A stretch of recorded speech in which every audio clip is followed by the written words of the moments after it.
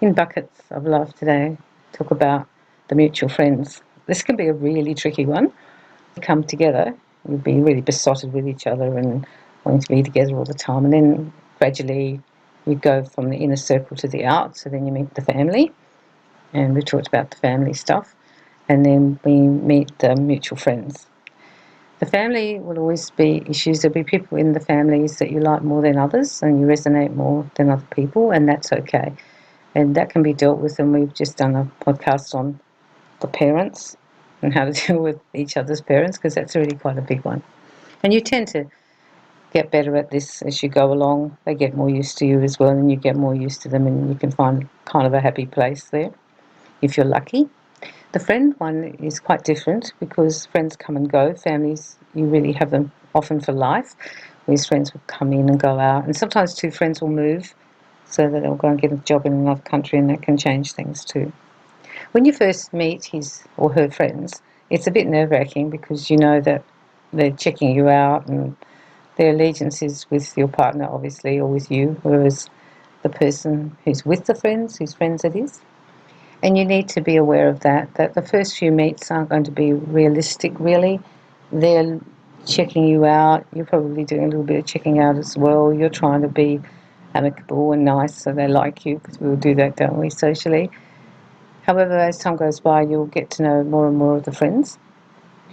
If you don't like some of your partner's friends, it's going to make for problems. And that's just how it is.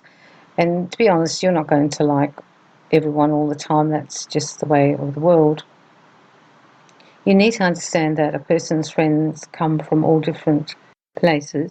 For example, they might be a school friend, so they've known them for life, and there might be inherent problems within that relationship, but it's just overcome because they've got history.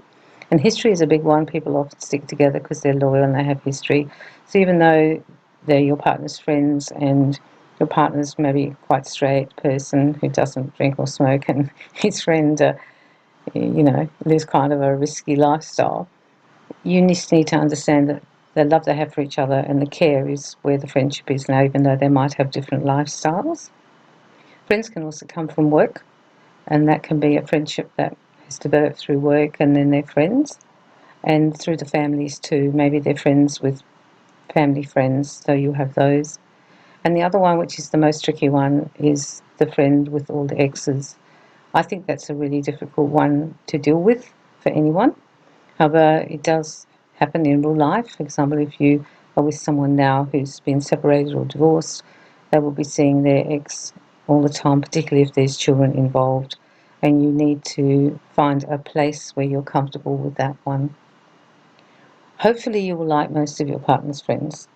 However, if there are people within that group you don't particularly care for or you have trouble with, I think you just need to try and find a good place. You need to just continue to be more like a polite conversation person with them.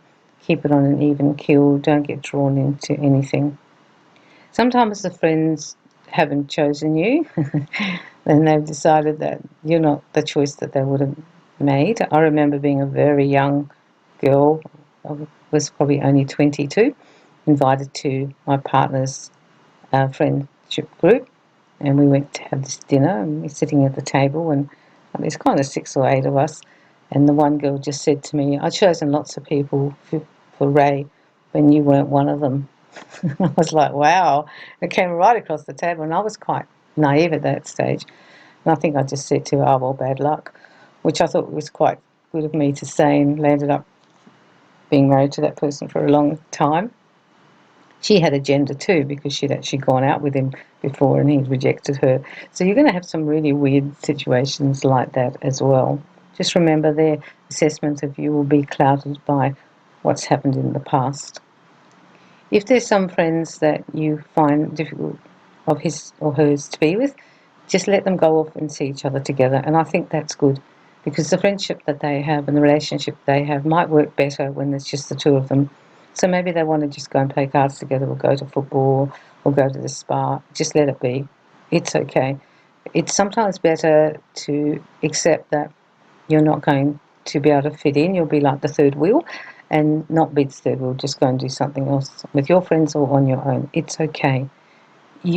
Relationship with your partner is really important, and it's important that you be loving enough to give them the time and the freedom to be with their friends on their own if they want to, or with you sometimes. You should be both giving each other that, because when I wrote about the 4 relationships we have, and the one we have with ourselves, and then the one we have, 2 we have within the relationship, that person still needs to have their life and you need to have your life. So if you want to see your very strange, crazy friend and your partner doesn't really care for them, just go and see them on your own. Don't give up the friendship. That's what I'm saying. If it's important to you, don't give it up. Just find a way to accommodate it.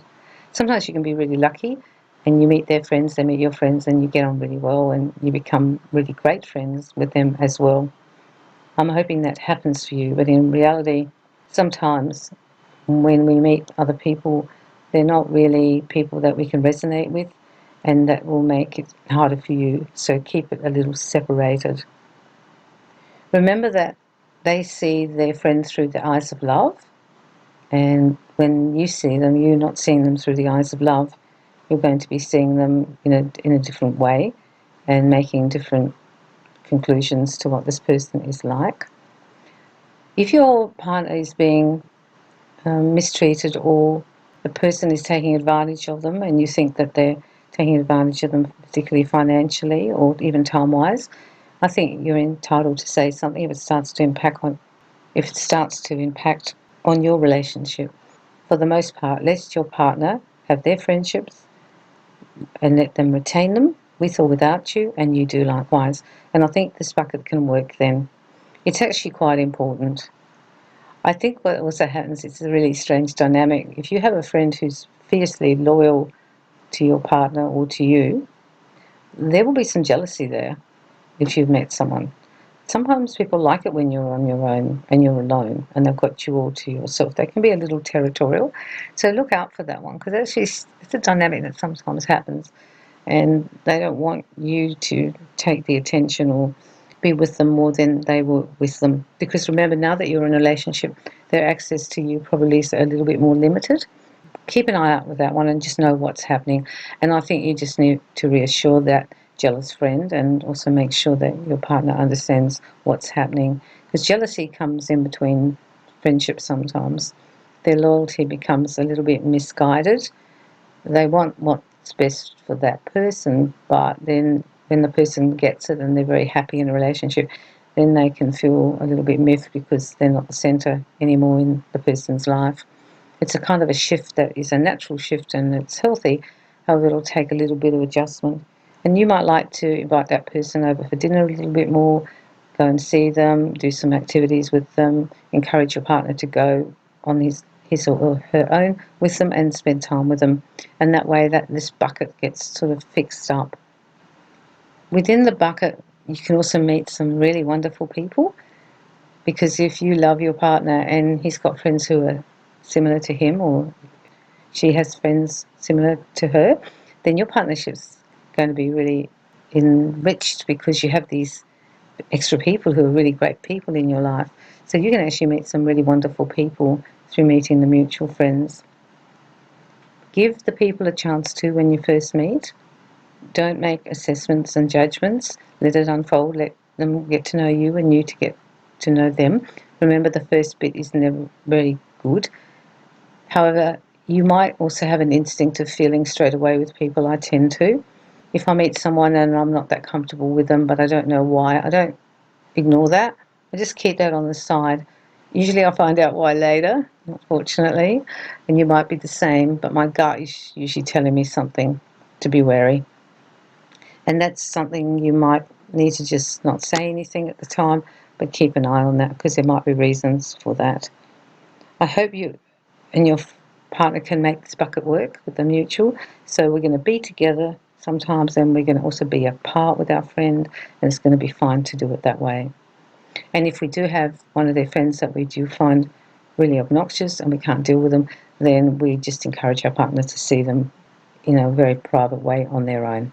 And that will actually save your relationship, because there won't be tension between you when you're together. Hoping you can find a happy place with the friend one, because it can be very beneficial for you and for your partner. Sending you lots of love and lots of light.